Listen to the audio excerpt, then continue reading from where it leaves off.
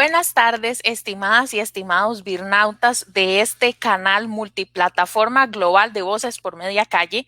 Como siempre, hoy viernes a las 4 de la tarde estamos en esta ciudad política en la cual nos reunimos para conocer, debatir, conversar y hablar sobre los temas más importantes que han pasado en Costa Rica durante los últimos días en temas políticos, sociales, económicos, culturales, entre otros. Mi nombre es Valeria Vargas y como siempre un honor y un placer poder acompañarles en esta su ciudad política. Vamos a comenzar, como es usual, nuestro espacio de la ciudad política con las cuatro rápidas. Como ustedes saben, las cuatro rápidas son noticias importantes que han pasado en Costa Rica y hoy también vamos a hablar desde un ámbito internacional de eventos noticiosos que han pasado durante los últimos días de suma relevancia para Costa Rica y el mundo. En ese sentido, la primera rápida que tenemos el día de hoy es nacional y esta tiene que ver con el aumento de casos por COVID-19 en nuestro país. La semana epidemiológica número 14 del año 2021, la de este 20 de marzo, indica que han aumentado los casos de 329 a 371 infectados en promedio semanal. Esto implica que se da una tasa de incidencia en aumento de 64.2 a 72.4 casos por millón de habitantes. Se tuvieron un total de 8 semanas en descenso hasta que la tasa R volvió a aumentar sobre encima de 1. Los cantones con mayor aumento en este momento en nuestro país son Garavito y Dota, y además hay cantones con un riesgo medio que son Talamanca, Sarchí, Quepos y Matina. Los datos del INEC también revelados para esta semana indican que durante el 2020 las muertes asociadas por COVID-19 superaron las defunciones por infarto al miocardio como la primera causa de muerte a nivel nacional. De las 26,000 defunciones que se dieron el año pasado, 2,334 fueron por COVID. Esto implica que son de 100 muertes, 9 relacionadas a esta enfermedad, mientras que por infarto agudo al miocardio fueron 1,433. Como ya sabemos, estamos entrando a partir de este fin de semana en un periodo vacacional de Semana Santa. Entonces, como siempre, recordarle a nuestras y nuestros birnautas estar atentas y atentos a todos los protocolos de seguridad, seguirlos de forma muy estricta y además, por supuesto, el lavado de manos, el distanciamiento social y la mascarilla. En un segundo lugar, la rápida que tenemos nacional tiene que ver con que el gobierno se reunió esta semana, el día lunes, con la representación indígena de 5 pueblos originarios de nuestro país para hablar sobre la delimitación de los territorios. Representantes de 5 territorios indígenas participaron en una reunión el pasado lunes en Casa Presidencial y el tema principal de la reunión tuvo que ver con el plan de recuperación de los territorios indígenas, el cual estaría a cargo del INDER. Y este busca recopilar información de diverso tipo, además de información sociodemográfica. También se desea levantar un censo inmobiliario y la información topográfica de las propiedades.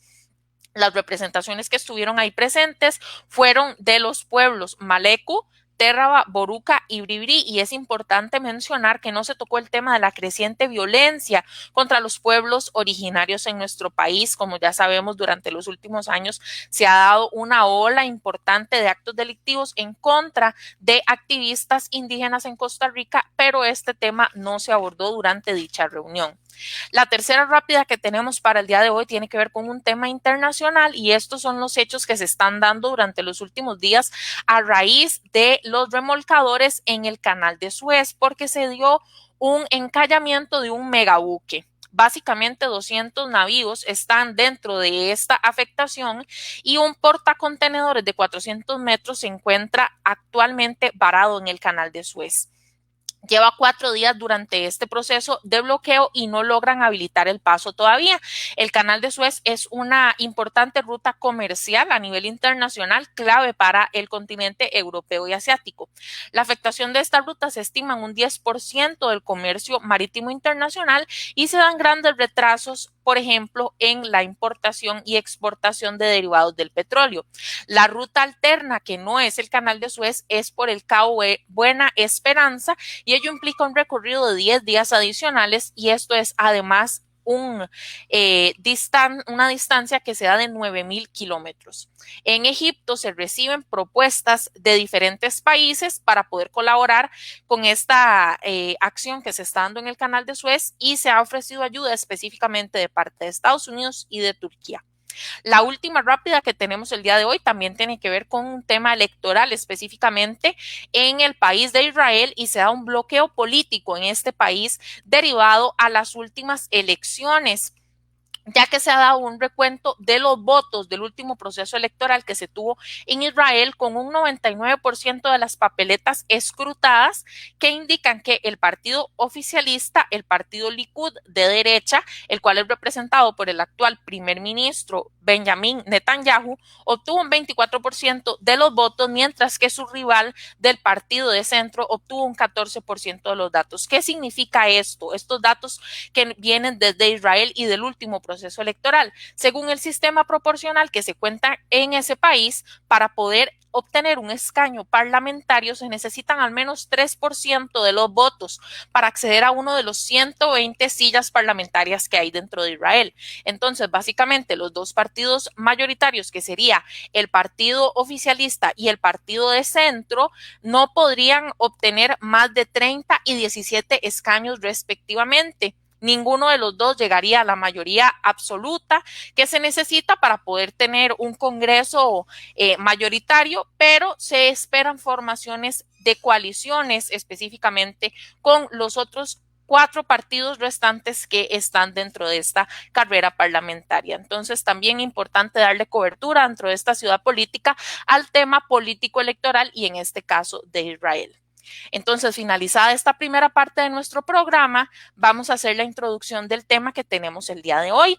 El programa de hoy lo hemos denominado Gobernanza Digital, Estrategias de Transformación hacia la Costa Rica del Bicentenario 4.0. ¿Esto qué significa? ¿De qué vamos a hablar el día de hoy en esta ciudad política? La pandemia puso en evidencia muchísimas brechas, específicamente en el tema del acceso a las tecnologías digitales dentro de nuestro país y dentro del mundo.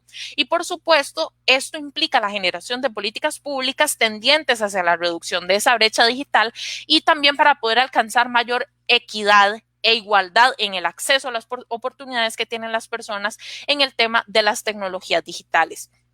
También con la entrada de Costa Rica a la OCDE, el tema de la competitividad digital ha tornado de muchísima relevancia, y esto también se discute dentro de nuestro país en los últimos años. Para conversar justamente sobre estas estrategias, acciones y respuestas estatales de política pública en el tema de gobernanza digital, vamos a hablar hoy con don Jorge Mora Flores. Él es el director del Departamento de Gobernanza Digital del MISIT. Entonces, le doy la bienvenida a don Jorge a esta ciudad política. Muchísimas gracias por acompañarnos. Hola, muchas gracias Valeria, y muchas gracias pues a todas las personas que nos están acompañando y que han sacado de su tiempo en esta tarde de viernes. Muchísimas gracias, don Jorge. Vamos a comenzar con las bases, ¿verdad? Quizás es un concepto que muchas personas no conocen, pero cuando vayamos explicándolo nos vamos a dar cuenta que la gobernanza digital está básicamente en todas nuestras vidas a diario. Entonces, conversemos. ¿En qué consiste la gobernanza digital y qué es lo que hace el Departamento de Gobernanza Digital en el MISIT? Gracias Valeria, y es una pregunta bastante importante. Históricamente hemos tenido claro cuál es el concepto que tiene que ver con el de gobierno digital, y es prácticamente lo que hemos venido desarrollando durante muchísimos años, no solo en Costa Rica, sino también en todos los países de la región. Inicialmente hablábamos de un gobierno análogo en el cual las operaciones se enfocaban en ver cómo podíamos mejorar los procesos y mejorar los sistemas dentro de una institución, fuera pública o privada, para pasar de la analogía que teníamos o del mundo presencial hacia un mundo digital.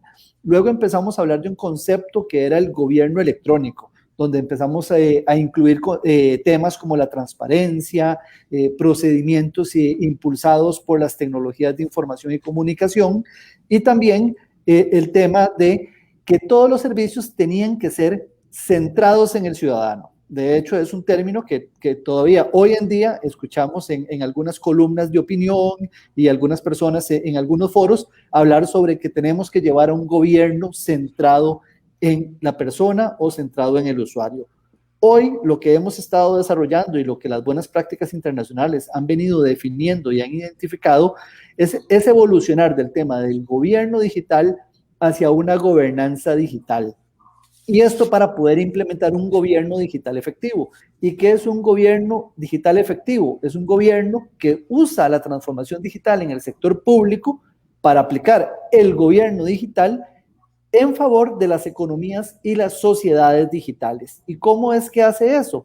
Enfocado en ser impulsado por la información, ser impulsado por la transparencia y la apertura y ser impulsado por las personas. Entonces, de esta forma es que se logra tener este gobierno digital por medio de una gobernanza. Y entonces, ¿qué es la gobernanza?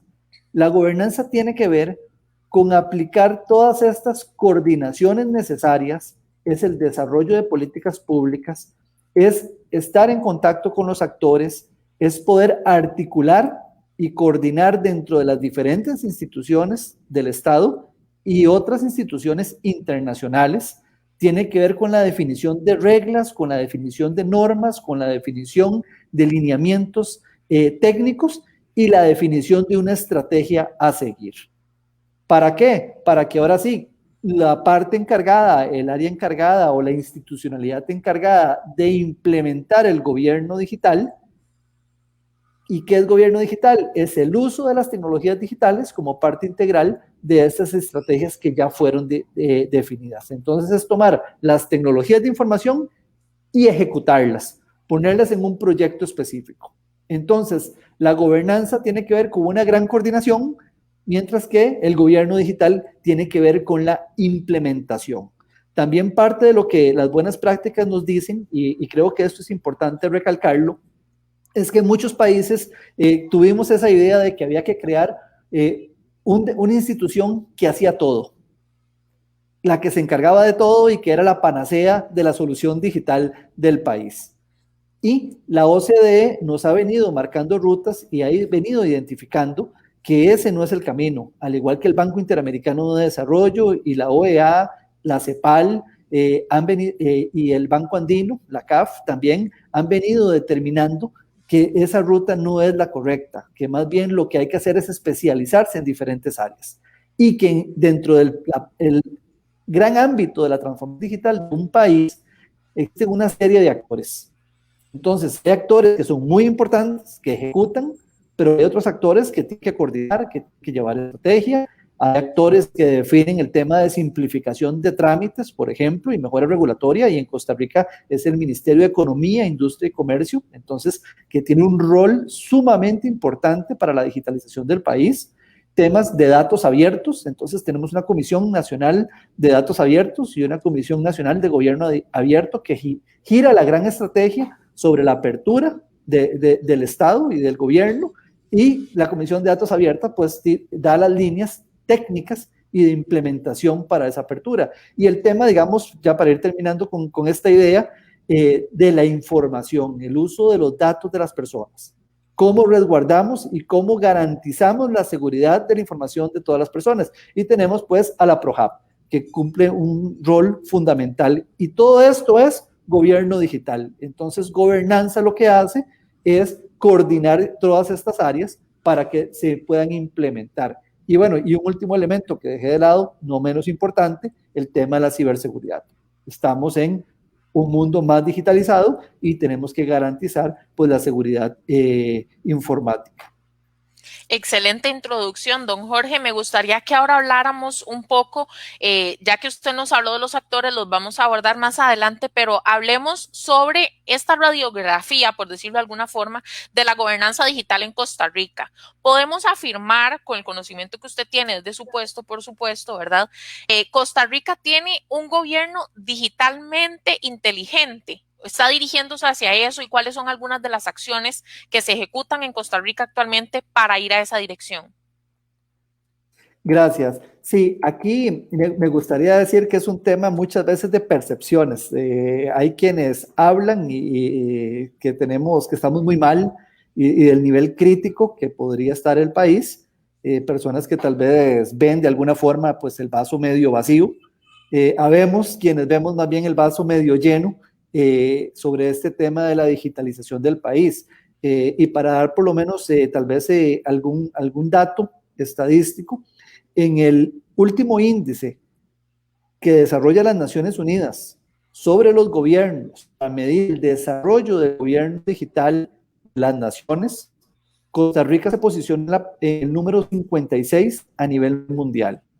Y a nivel de América, no de Latinoamérica, sino a nivel de toda América, Costa Rica está colocado en la posición número 7. Y por primera vez ingresamos a la sección de muy alto desarrollo en gobierno digital. Entonces creo que esto nos puede ir mostrando a nosotros un poco, digamos, el camino y la implementación que se ha venido dando al país. ¿Que hace falta mucho por hacer? La digitalización es un proceso que no acaba. Nunca vamos a estar, digamos, en un nivel óptimo porque vienen nuevas tecnologías, nuevos avances tecnológicos, nuevas tendencias. Hoy estamos con la cuarta revolución industrial.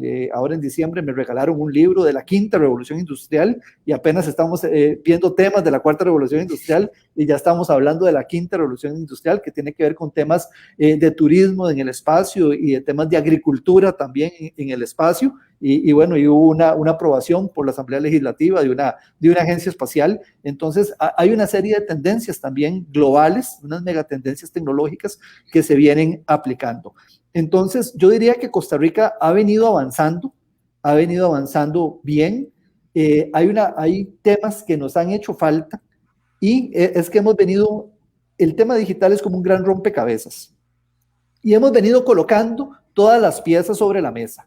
Y ese ha sido el proceso que hemos tenido desde el año 2002, donde se empezaron a dar los primeros pasos, se crearon las primeras estrategias digitales, se creó una Secretaría Técnica de Gobierno Digital, empezamos a digitalizar procesos, fuimos un país latinoamericano que tuvo un sistema de compras públicas digital ya desde hace años implementado. De hecho, tuvimos 2 sistemas de compras públicas en algún momento implementados en el país.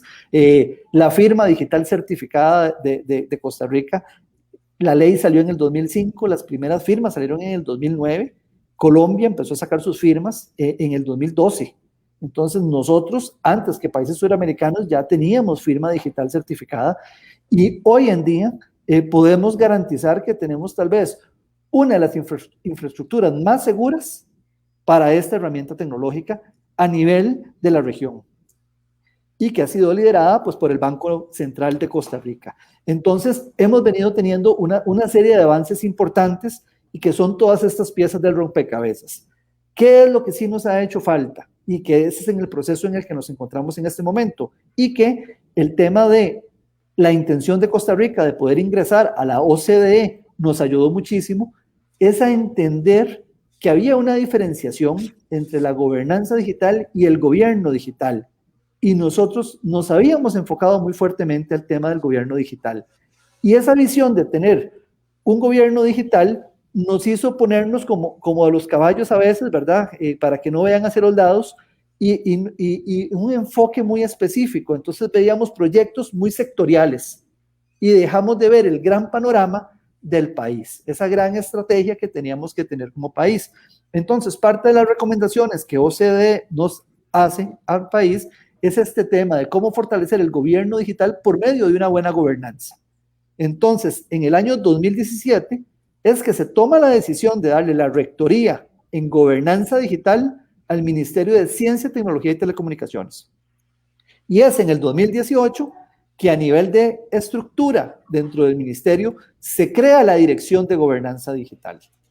Esta dirección pues tiene a cargo todos los temas de normativa y lineamientos técnicos, tiene a cargo la parte de la administración del Sistema Nacional de Certificadores de Firma Digital del país, tiene también a cargo el área de ciberseguridad, donde se encuentra el Centro de Respuesta a Incidentes Informáticos, el CECIR Nacional, y cuenta con un área de proyectos de gobernanza digital, donde se desarrolla toda esta estrategia y se empiezan a definir proyectos y servicios estratégicos o proyectos y servicios transversales.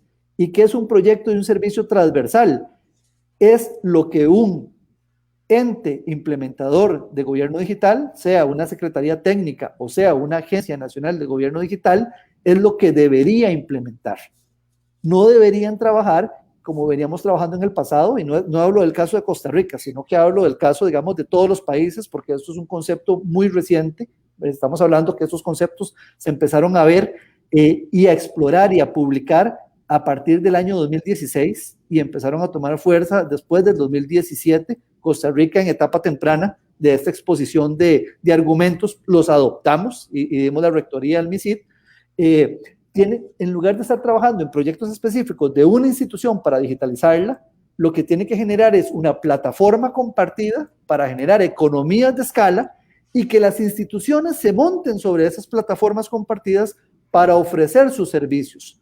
Porque aquí también hay un concepto en el cual tal vez no habíamos tenido claro los países latinoamericanos principalmente, y es que no es una institución la que brinda la transformación digital de todas las instituciones del gobierno y la que le da todas las soluciones a los ciudadanos y a las personas. Cada institución es la que tiene que velar por dar su servicio digital, pero la implementación de estos proyectos de servicios digitales es lo que nos ayudan y ayudan al resto de las instituciones, la Caja, Salud, Seguridad Pública, el Poder Judicial, a brindar servicios digitales, las municipalidades, a las personas. Entonces yo diría que vamos por un buen camino y en este momento estamos armando el rompecabezas. Había una pieza que nos hacía falta, que es una pieza clave y sumamente importante, y era el tema del ente ejecutor. ¿Quién tiene las competencias para poder ejecutar proyectos? Eso no existía en el país. Y ahora, por el esfuerzo que hizo la Comisión de Ciencia, Tecnología y Educación de la Asamblea Legislativa, más el apoyo de Infocom, el apoyo de Camtic, el apoyo del CEPIC, estuvo también involucrada personas trabajando, ¿verdad?, de la opinión pública que escriben en columnas de opinión en temas digitales. El MISID se desarrolló un proyecto de ley que da las competencias a una institución para poder brindar un servicio transversal. Hoy, antes de esa ley, no existía ninguna institución que tuviera esas características de dar servicios transversales a varias instituciones. Entonces, esa pieza que hacía falta, ya la tenemos, está pendiente próximamente la firma del señor presidente y esperamos ya que entre en operación en el último trimestre de este año. Al inicio del programa estábamos hablando un poco de todas estas instituciones públicas y ministerios que forman parte de todos los aliados naturales, por decirlo así, de la gobernanza digital. Entonces, ahora pasando a un tema de nuevo, desde la gobernanza digital, que es justamente la coordinación de multiplicidad de actores, ¿verdad? Sentarlos en una mesa, escucharlos y tomar decisiones entre todas y todos. Pasemos al tema de entonces, ¿quién conforma ese ecosistema de la gobernanza digital? Si lo podemos decir de alguna forma. Entonces, ya usted nos comentó que ahí está el MEIC, que está el tema de los datos abiertos, está PRODAV. Entonces, eso desde la parte pública, pero también involucremos al sector privado y también a la academia. ¿Cuáles son todos esos actores que están tomando y ayudándoles a ustedes a tomar las decisiones? Claro que sí. Básicamente, de hecho, todos los que mencionaste están incluidos. De hecho, hay muchísimos actores realmente. Si nos ponemos a ver el tema a detalle, llegaríamos a bastantes instituciones las que deberían estar involucradas. El problema que hemos tenido es que no, una sola institución con una visión muy técnica no ha permitido, ¿verdad?, que se involucren todas estas instituciones. Entonces, hemos tratado desde una única institución tratar de resolver todos los temas, la simplificación, los de seguridad, los de datos, a los técnicos. Entonces, desde gobernanzas hemos venido identificando pues diferentes actores y aquí creo que deberíamos empezar con la academia, con las personas, con el sector público, con el sector privado, porque son los que nos dan los insumos para poder empezar a generar la política pública. Es donde empezamos a detectar las necesidades. Y a detectar una necesidad es que generamos una política pública para tratar de resolverla. Entonces, ese es el primer grupo de actores. Luego, el Ministerio de Economía, Industria y Comercio tiene un rol fundamental en todo lo que es la parte de la digitalización del país, porque son los encargados y son los rectores de la simplificación de trámites. Ya contamos con oficiales de simplificación de trámites dentro de cada una de las instituciones. Entonces, dentro del trabajo de gobernanza que estamos haciendo, el año pasado lanzamos el Código Nacional de Tecnologías Digitales, que es unas guías de buenas prácticas, que son los requisitos mínimos que deberían tener las instituciones o que deberían cumplir las instituciones con 6 principios para sus nuevos proyectos. En el área, esos 6 principios tienen que ver con temas de uso, la usabilidad, que tenemos que pensar un tema de neutralidad tecnológica, de infraestructura para dar continuidad al servicio que se está dando. Tienen que ver temas de ciberseguridad también. Estamos hablando de temas de interoperabilidad o interconexión de instituciones o dentro de departamentos y un tema de identidad digital. Ahora en abril vamos a estar haciendo una actualización de ese código y en la parte de interoperabilidad o de interconexión, parte de lo que desde gobernanza hemos detectado es que las personas que deberían estar involucradas y liderando diferentes procesos para hacer esas interconexiones bajo un modelo de interoperabilidad que hemos definido con un trabajo con 15 instituciones y la CEPAL durante el año 2020, ya definimos cuál va a ser el marco de interoperabilidad que vamos a implementar en el país. Se han definido 4 dimensiones, una organizacional, una normativa, una semántica y una técnica. La técnica es en la que siempre nos hemos enfocado, la aplicación de las tecnologías directamente, pero hemos dejado 3 por fuera. Y en la primera, en la dimensión organizacional, estamos o vamos a sugerir, esto es un adelanto que estoy haciendo sobre el Código Nacional de Tecnologías Digitales, es que tienen que ser los oficiales de simplificación de trámites estar liderando estos procesos, porque ellos se van a dar cuenta si se puede mejorar o simplificar un proceso que tiene una institución y que se va a digitalizar.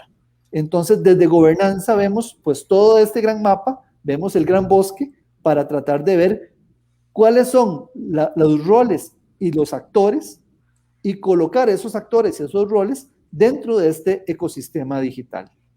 Entonces, lo que hacemos es un tema de coordinación y acudimos a los que se especializan en diferentes temas. Otros actores que hay, está la Agencia de Protección de Datos Personales, la PROHAB, se encuentra también en este momento el Tribunal Supremo de Elecciones, como quien nos da la identidad de las personas y la Dirección General de Extranjería para la identidad de las personas extranjeras y que están naturalizadas aquí en el país. También hay otros actores que son importantes, que son las autoridades certificadoras. Hoy es el Banco Central de Costa Rica, nuestra autoridad certificadora, la que nos da firma digital. Pueden que existan otras autoridades certificadoras privadas que entonces se vendrían a sumar a este ecosistema.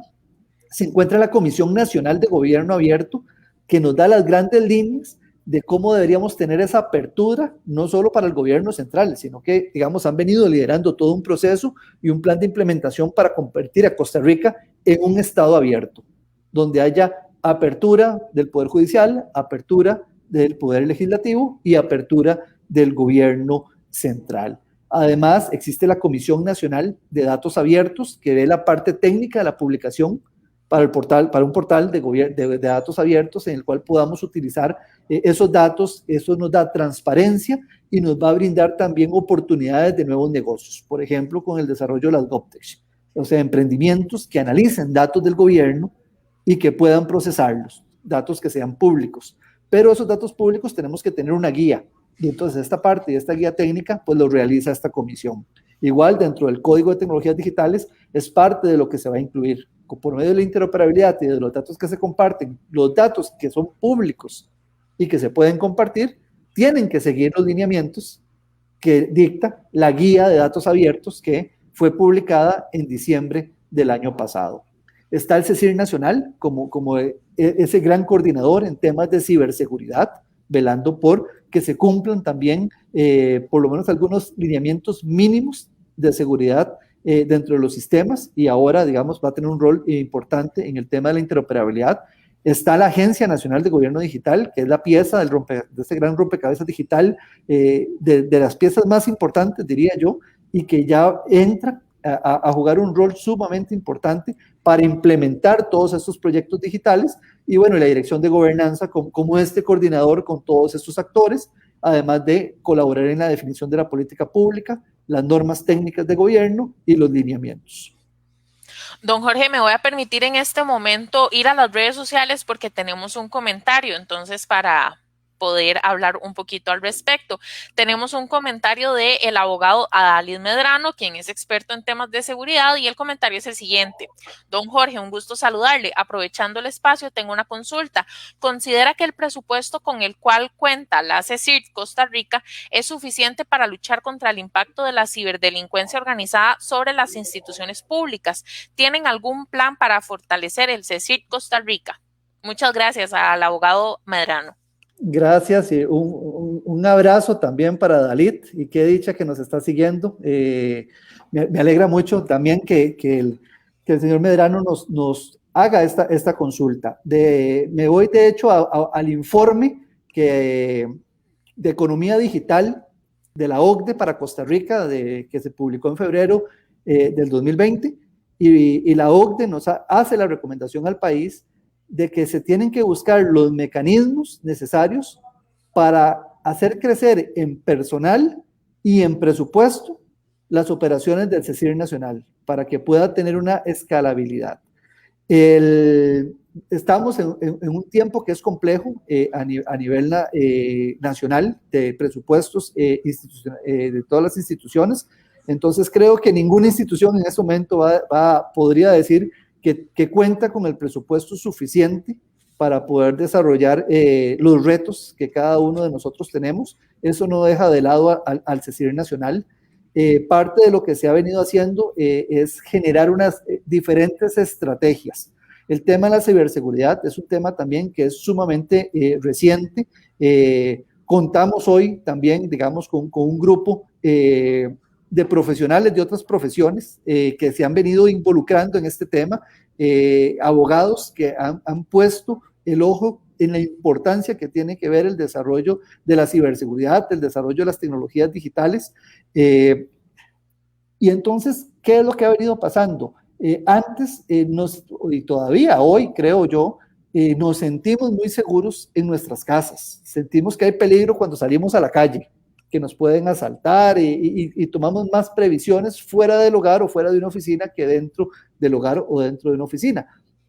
Estamos en un lugar que conocemos, un lugar seguro, y hemos descuidado nuestros hábitos digitales de Internet.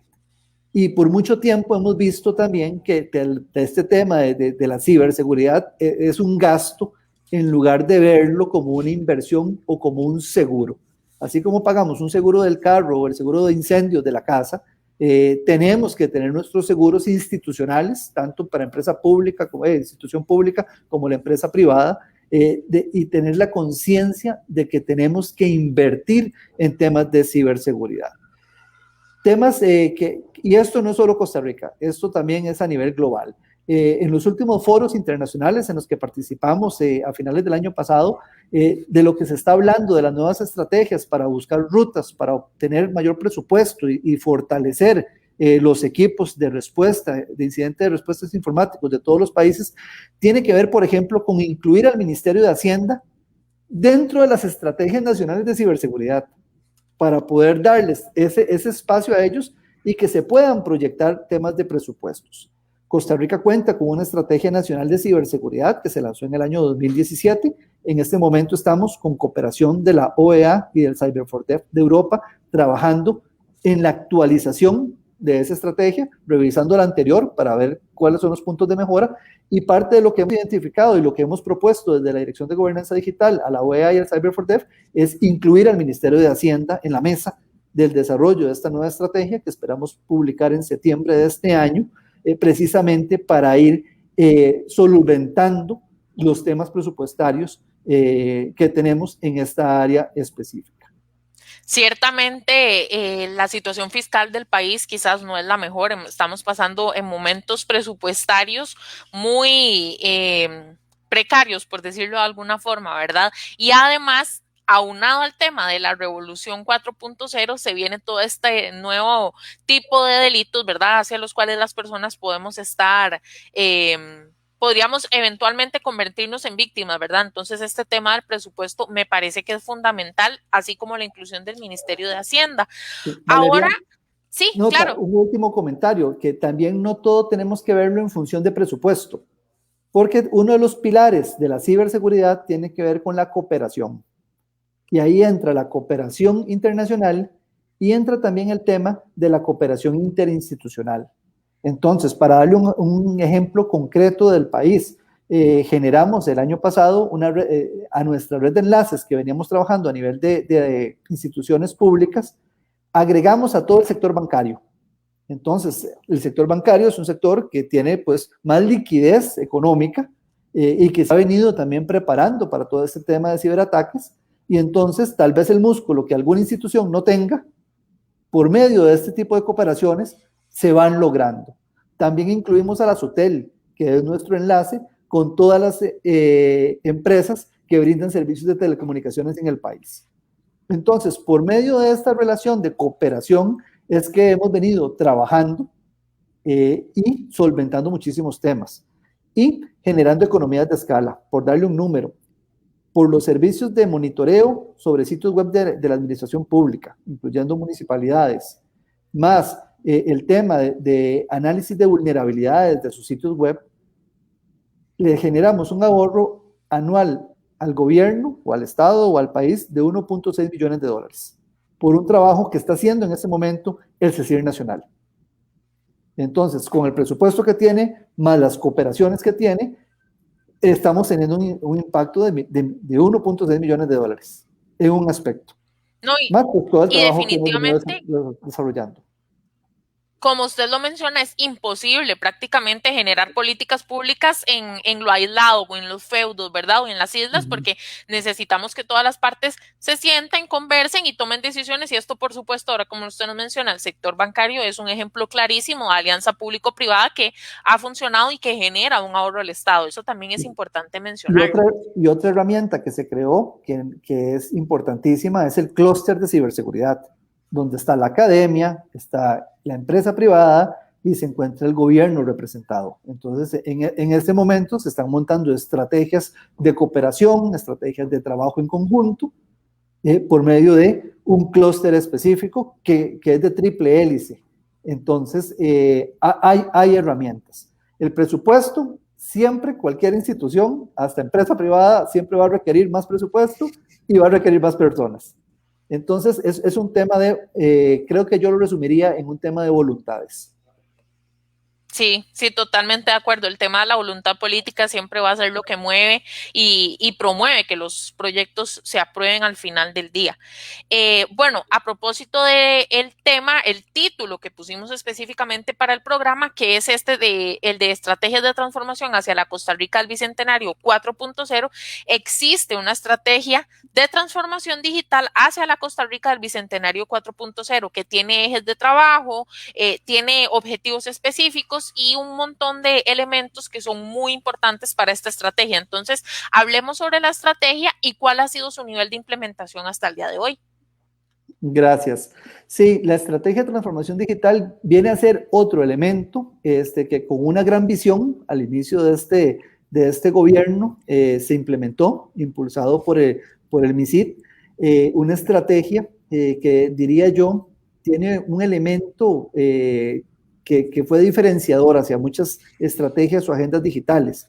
Y es que la mayoría de estas estrategias o agendas digitales regionales tenían un enfoque muy orientado hacia el gobierno digital o hacia la digitalización del gobierno o de los servicios digitales para las personas. Esta estrategia es una estrategia sumamente integral porque incluye temas de innovación, incluye temas de telecomunicaciones, incluye temas de cómo llevamos a las empresas hacia la transformación digital. Se incluye también un tema que tiene que ver con la gobernanza, que es algo que si revisamos las estrategias globales a nivel de América Latina o de los países hispanoparlantes, solo 3 lo incluimos de forma directa, que son Colombia, El Salvador y Costa Rica. Y la de El Salvador acaban de lanzarla a finales del 2020. Y ya Costa Rica la había lanzado, de hecho fue el primero que incluyó este tema en una estrategia digital. Luego fue Colombia y ahora El Salvador. Y Argentina pues agregó un tema normativo que tiene que ver algo de gobernanza, pero no lo hace de forma explícita. El resto de los países de la región no lo tienen.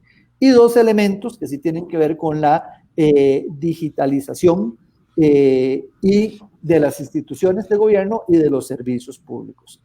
llevamos más de un 50% de todos los aspectos en desarrollo, ya se han concluido 15, un 20% de muchos de estos proyectos. Tuvimos la situación de la pandemia, ¿verdad? Que nos afectó. Hay un tiempo, casi un año, en pausa, en los cuales el país tuvo que moverse hacia temas prioritarios de cómo llevamos y mantenemos el funcionamiento de las instituciones, de cómo nos adaptamos rápidamente para ofrecer servicios digitales, el tema de que se intensificaron los documentos digitales y la firma digital certificada, y habían algunos vacíos en el uso, en la comprobación, la validez de una firma, tanto de las instituciones como de las personas. Entonces, entramos en ese proceso, pero a nivel de estrategia yo diría que hay un buen avance realmente. No, hay casi que, diría yo, que menos de un 10% de los ítems que vienen en esa estrategia que tal vez no se hayan iniciado, ya todas tienen un nivel de avance. Se le dio un plazo a esa estrategia de 4 años. Ahora estamos en un proceso de revisión de la estrategia con ayuda del Banco Interamericano de Desarrollo. Y vemos que muchos de los proyectos que se definieron tal vez en ese momento tenían un alcance de más tiempo, ¿verdad? De los 4 años era un alcance muy menor. Y recordemos que también la estrategia no sale a inicios de gobierno, sino que se construye en el primer año. Entonces empieza su operación en el año 2019 y en el 2020 tuvimos el COVID. Entonces, más bien, creo que el avance que hemos tenido es sumamente positivo. Temas de avances en EDUS, ya se están trabajando el tema de migración digital, el tema del pago electrónico que ha sido liderado por la oficina de la primera dama de la República, ya tuvo su parte demostrativa de funcionalidad, es parte de la estrategia. Lanzamos el Código Nacional de Tecnologías Digitales, que nos da una gran base para el tema de los desarrollos tecnológicos del país. En elementos de identidad digital se está fortaleciendo el uso de la firma digital certificada, se promovió el uso de la identificación con biometría. En este momento nos encontramos diseñando y programando, o sea, ya estamos en la parte de ejecución de un instrumento complementario a la firma digital, que es la identidad digital del ciudadano. Entonces, con esto queremos masificar un medio de autenticación para poder entrar a los servicios digitales de una forma segura. Entonces, eso viene parte de la estrategia, digamos, y es algo que vamos a tener en este año. Ya definimos en el 2020, a pesar de la pandemia, en el marco de la interoperabilidad. Sigo con el ejemplo anteriormente, al no tener clara esa gobernanza, diferentes instituciones querían desarrollar su modelo de interoperabilidad y de cómo se interconectan. Y digamos, doy un ejemplo sencillo, consultar la cédula del Tribunal Supremo de Elecciones, 82 municipalidades consultándole la cédula al tribunal, 82 programaciones diferentes. Entonces, ¿cuánto nos cuesta por aparte esa consulta? Pero con un marco país de interoperabilidad es una única consulta, donde todos tienen acceso a esa consulta. Entonces generamos ahorros increíbles de dinero. La estimación que hizo la Contraloría General de la República el año pasado en su informe de transformación digital estima que con una interconexión sectorial, salud, seguridad, el sector agrónomo, generarían ahorros de un 2.5% del PIB. Si generamos esta interoperabilidad nacional, podríamos llegar hasta ahorros anuales del 8.5% del PIB. Eso es muchísimo dinero. Pero para lograr eso se necesita una rectoría fuerte y una correcta coordinación, una gobernanza digital. Si nos enfocamos únicamente al tema de implementación del gobierno digital, dejamos de lado estas economías de escala. Sí, es como usted lo mencionaba al inicio del programa, también se trata de tener el panorama más amplio, por decirlo de alguna forma, ¿verdad? Porque solo enfocarnos en el gobierno digital es solo un árbol de ese gran bosque que al final termina siendo la gobernanza. Ahora usted nos mencionaba, y de hecho esto me permite justamente entrar al tema de la firma digital. Con la pandemia sabemos que muchísimas personas tuvieron que migrar a este servicio porque estábamos desde el teletrabajo, ¿verdad? Y nos resultaba muy difícil tener que ir a la oficina solamente para imprimir un documento. Entonces, quizás la firma digital es una de las caras más visibles, por decirlo así, de la gobernanza digital, pero aún así sabemos que existen muchísimos detractores y personas que no se sienten cómodas implementando este tipo de tecnologías. ¿Cómo podríamos llegarle a esas personas para decirles esto es seguro y si funciona, impleméntelo dentro de su empresa, dentro de su institución?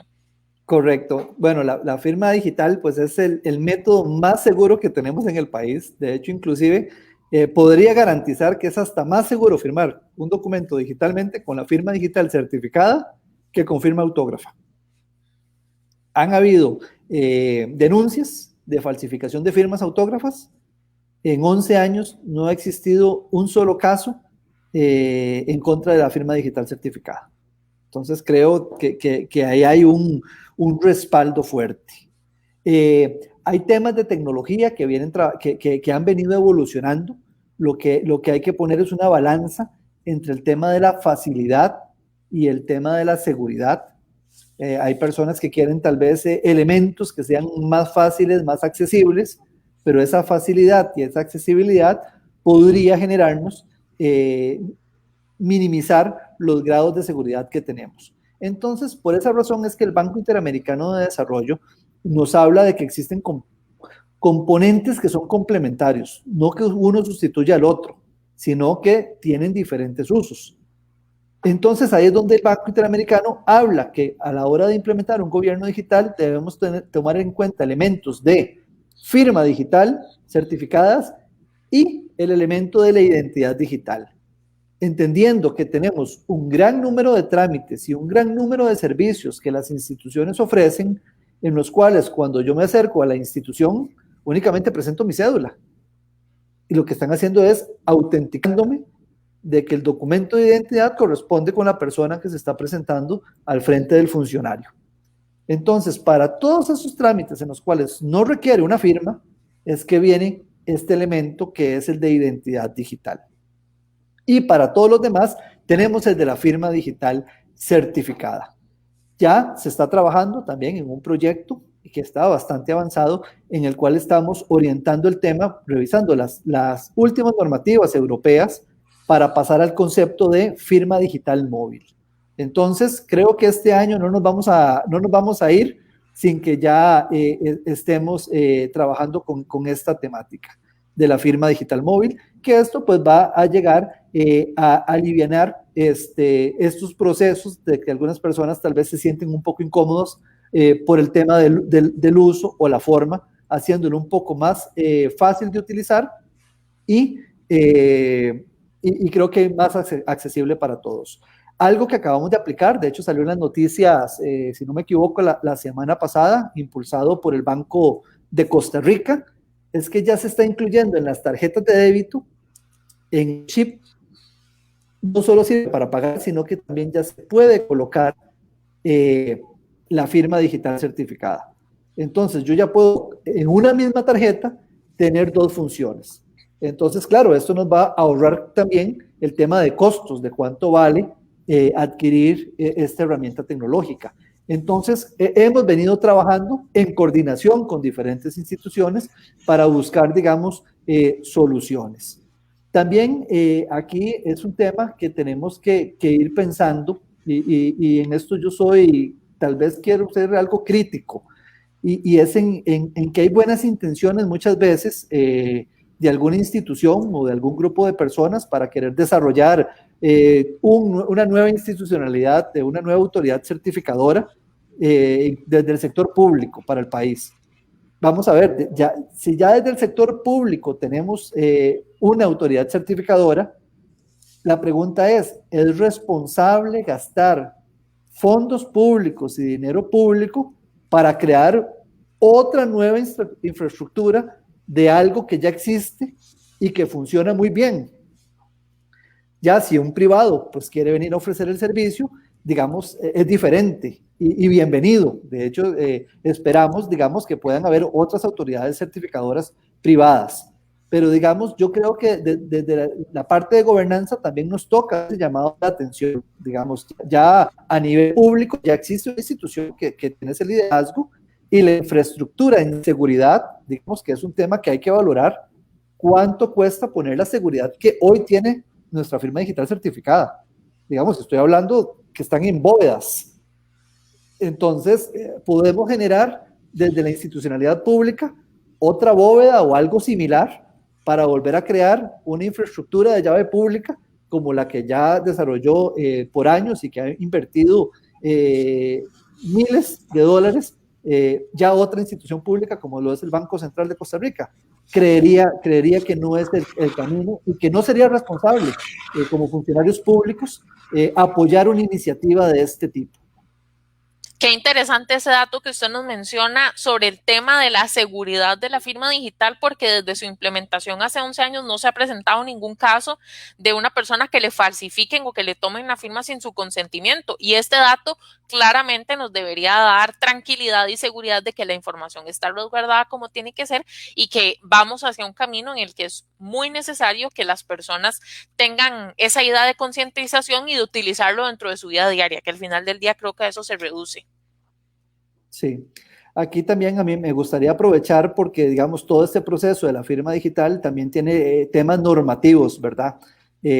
Contamos con un comité asesor de políticas de diferentes instituciones, con representación también de la academia y representación de la UCAEP, que nos han estado ayudando con el tema de actualizar estas políticas, ¿verdad? Para llevar esta normativa a una normativa pues más actualizada y también me gustaría agradecer al Colegio de Abogados, que también tiene un comité que ha venido trabajando en temas informáticos, un comité de informática dentro del Colegio de Informáticos, que también han hecho llegar al Ministerio de Ciencia y Tecnología y a la Dirección de Gobernanza Digital una serie de recomendaciones para poder actualizar estas políticas que esperamos actualizar antes de junio de este año.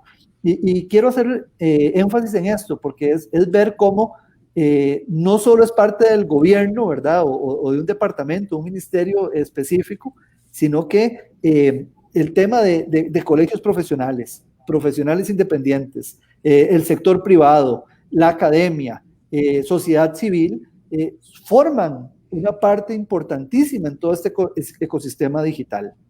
Digamos, no todos tenemos el conocimiento de todos. Y por eso hablaba de voluntades. Entonces, encontrar un grupo, por ejemplo, de funcionarios y de profesionales empresarios, ¿verdad? Como en el caso de la UCAEP o académicos que tienen ya su tiempo limitado y que se unen a un comité asesor de políticas para hacer revisiones y dar sugerencias, creo que es importante resaltar eso. Y otro grupo de profesionales, en este caso del sector de leyes, que también saquen de su tiempo para poder ayudar al país, creo que es un tema que hay que recalcar.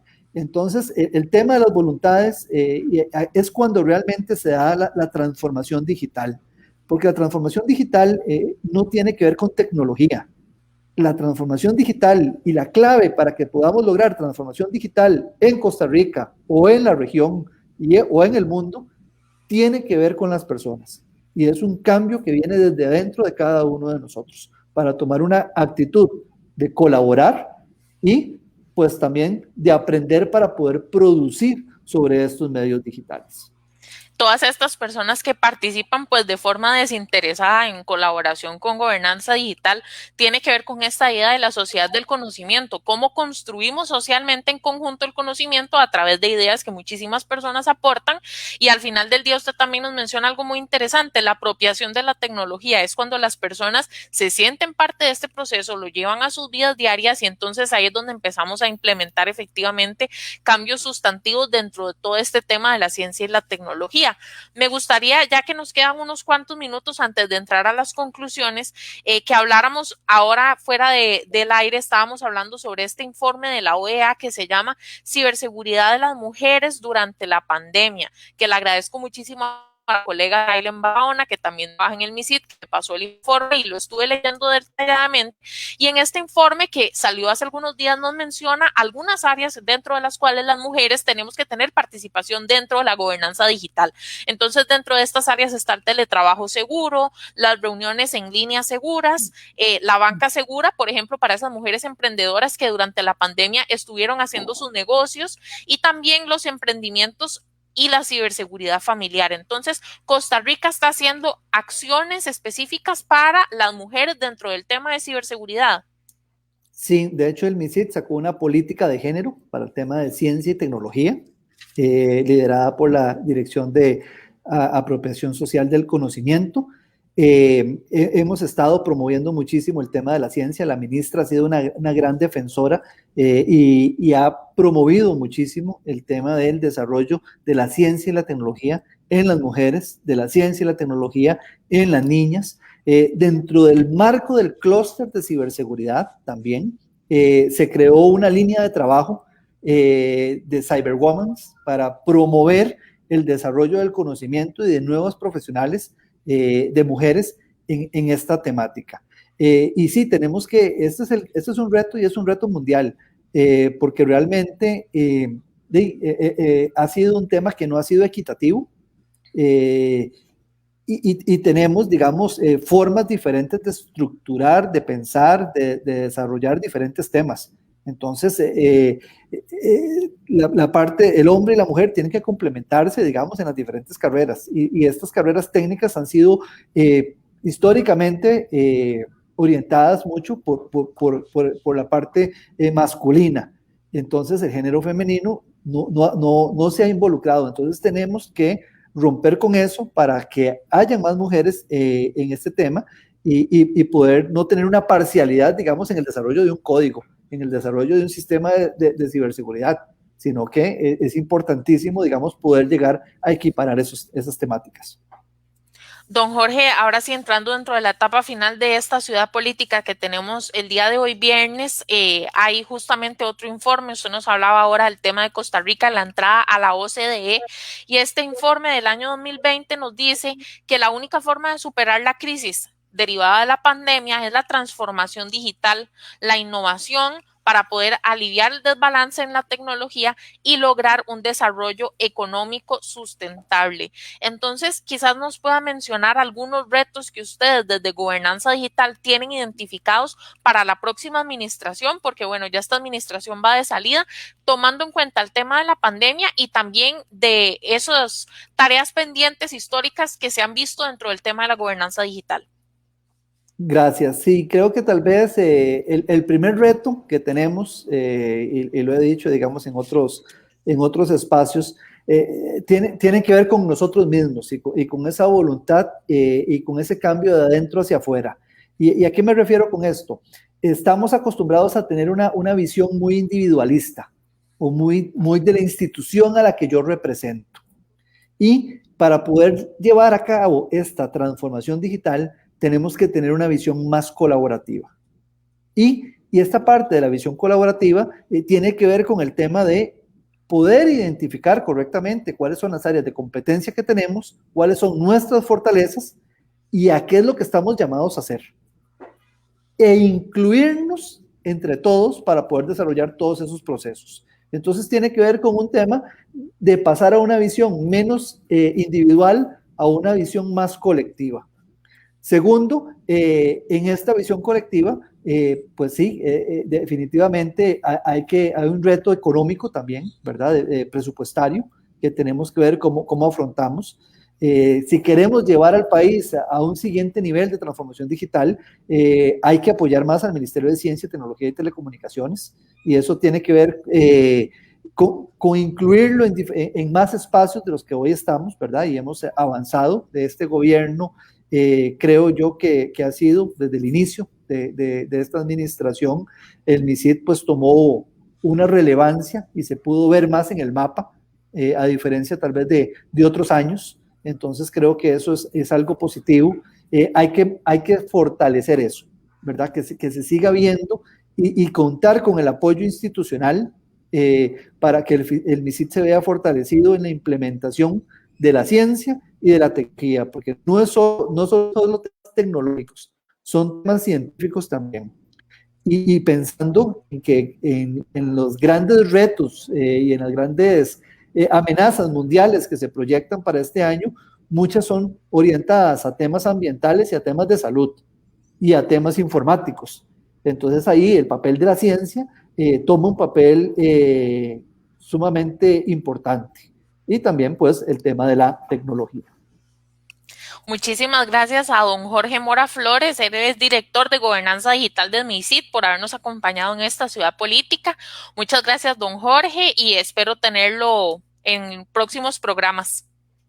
Con muchísimo gusto, Valeria. Gracias por la invitación y gracias a las personas que nos pudieron acompañar en esta tarde y que tengan un lindo fin de semana. Y a las órdenes desde la Dirección de Gobernanza Digital y el MISID. Cualquier duda, cualquier consulta, pueden contactarnos para temas generales de gobernanza digital o de gobierno digital al correo gobernanzadigital@misid.go.cr y para temas de ciberseguridad al correo ciberseguridad@misid.go.cr. Y un último anuncio de ciberseguridad, tal vez. El tema de los sitios falsos, ¿verdad? Y intentos de estafas es algo que ha venido en incremento. El Ministerio lanzó en diciembre el portal de consulta de sitios oficiales que pueden ingresar en sitiosoficiales.gov.go.cr, sitiosoficiales.gov.go.cr, para que no caigamos en estafas y que nos estemos cuidando todos. Muchísimas gracias, don Jorge, por esta información. Me permito entonces despedirme de esta ciudad política, la última del mes de marzo. Recuerden que la próxima semana, al ser Semana Santa, no tenemos el programa, entonces nos veríamos en 15 días y por supuesto invitarles que se queden dentro de la programación de Voces por Media Calle, que se queden atentas y atentos. El viernes, fin de semana, iniciamos nuestra programación de entretenimiento. Como ustedes saben, hoy a las 7 de la noche tenemos el programa de Comic Factor y el día de mañana igualmente a las 7 de la noche tenemos al Viajero Musical. Entonces, muchísimas gracias y nos vemos en la próxima Ciudad Política. Hasta luego y buenas tardes.